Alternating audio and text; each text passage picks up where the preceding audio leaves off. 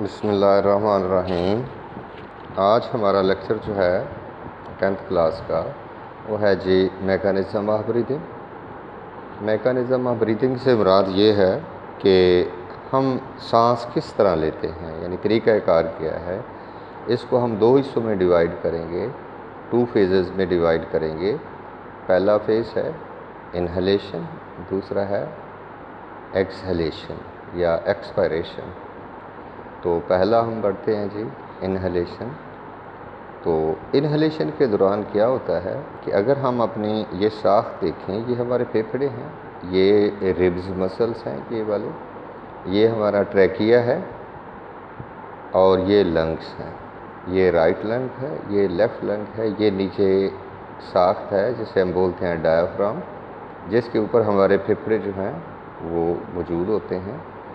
तो पहले मरहले में जब हवा अंदर आती है तो होता यूँ है कि रिब्स मसल जो हैं ये कंट्रैक्ट करेंगे। ये रिब्स को मसल को दिखाया गया है, ये दरमियान वाली सीने वाली हड्डी है हमारी, जिसे हम स्टर्नम का नाम देते हैं। और ये रिब्स हैं, रिब्स के दरमियान ये वाले मसल जो हैं इन्हें हम बोलते हैं इंटरकोस्टल मसल। तो ये नीचे डायाफ्राम है, रिब्स मसल जो हैं वो कंट्रैक्ट करेंगे और डायाफ्राम जो है ये इसकी शक्ल यूँ होती है, डूम शेप, गुंबदनुमा होती है, ये बिल्कुल फेफड़ों के पास होती है। तो ये थोड़ा सा लोअर होगा, जो ही ये लोअर होगा तो इसकी डायाफ्राम की शक्ल जो है वो लेस डूम शेप हो जाएगी, कम डूम शक्ल में हो जाएगा। और पसलियों के मसल जो हैं वो ऊपर की तरफ उठेंगे और सामने की तरफ उठेंगे, यानी जिधर हमारा मुंह है उस तरफ को उठेंगे और ऊपर गर्दन की तरफ उठेंगे। इसकी वजह से हमारी जो छाती के अंदर जो स्पेस है वो बढ़ जाएगी।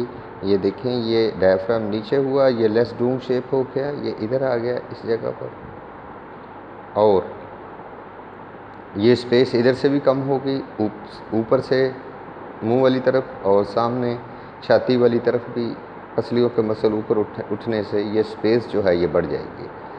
इससे increases the surface area of the chest cavity. जब चेस्ट कैविटी का सरफेस एरिया इंक्रीज़ कर जाएगा, इससे हमारा जो है प्रेशर जो है लंग्स के ऊपर, एयर प्रेशर जो है वो कम हो जाएगा। तो लंग्स जो हैं वो ऑटोमेटिकली एक्सपैंड कर जाएंगे। जब लंग्स एक्सपैंड कर जाएंगे, प्रेशर हर तरफ से कम हो जाएगा, अंदर इसका स्पेस बढ़ जाएगी, तो बाहर वाला जो एटमॉस्फेरिक प्रेशर है वो एयर पैसेजेस वेज के ज़रिए इस ट्रैकिया से होता हुआ हमारे फेफड़ों में आ जाएगा और इस तरह हवा जो है वो अपने प्रेशर डिफरेंस की वजह से वो अंदर आ जाएगी। तो ये हुआ हमारा इन्हेलेशन, यानी हवा का अंदर लेना। तो हम यूँ कह सकते हैं कि फेफड़े जो हैं इनके पास अपना कोई मसल नहीं है जिसकी वजह से ये खुद रिलैक्स और कंट्रैक्ट करें, बल्कि ये पैसिवली कंट्रैक्ट और रिलैक्स करते हैं। हमारा दूसरा स्टेप है जिसे हम एक्सपायरेशन का नाम देते हैं।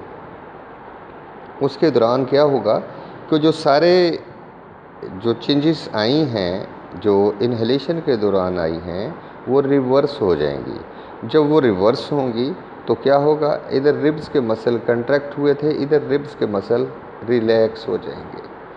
और ये डायाफ्राम जो है वो पहले ऊपर था, यहाँ वो नीचे आया, यहाँ से फिर ये अपनी असली गुंबद नमा शक्ल अपना लेगा। डायाफ्राम जो है ये रिलैक्स हो जाएगा और gets its less dome shape, अपनी कम गुंबद नमा वाली शक्ल में आ जाएगा। तो इससे क्या होगा, प्रेशर जो है इंक्रीज़ कर जाएगा फेफड़ों के ऊपर। जब फेफड़ों के ऊपर प्रेशर इंक्रीज़ करेगा, यानी चेस्ट वॉल्यूम डिक्रीज़ कर जाएगा, स्पेस डिक्रीज़ करेगी। तो जो ही स्पेस डिक्रीज़ करेगी तो चेस्ट वॉल्यूम जो है वो कम हो जाएगा। उसके कम हो जाने से प्रेशर बढ़ेगा और प्रेशर बढ़ जाने से ये अंदर वाली हवा ऑटोमेटिक जो है वो बाहर चली जाएगी। इसको हम क्या नाम देते हैं, एक्सपायरेशन।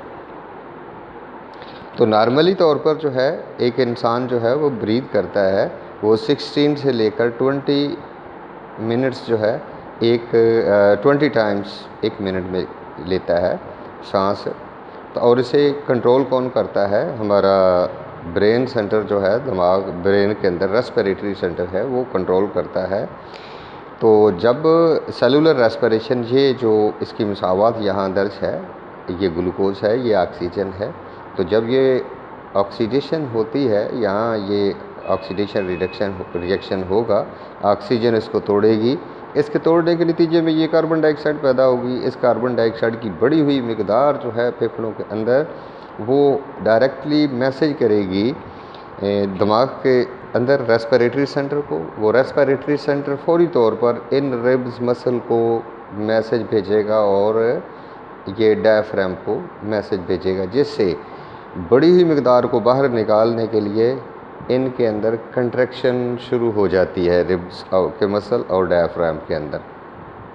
और ये हमें एटीपी मिलती है। किस नतीजे में मिलती है? जब मसल रिलैक्स और कंट्रैक्ट करेंगे, ये ऑक्सीजन आएगी, ऑक्सीजन ग्लूकोज को तोड़ेगी, क्योंकि एक्सरसाइज के दौरान या काम के दौरान हमें बड़ी ही मिकदार में एटीपी चाहिए होती है। तो इस एटीपी डिमांड को पूरा करने के लिए ज़्यादा से ज़्यादा ऑक्सीजन अंदर आनी ज़रूरी होती है। तो ये नॉर्मली जो है 16 से 20 टाइम्स जो है रेस्ट के दौरान होती है, और इसे कंट्रोल करता है हमारा रेस्पिरेटरी सेंटर कंट्रोल करता है।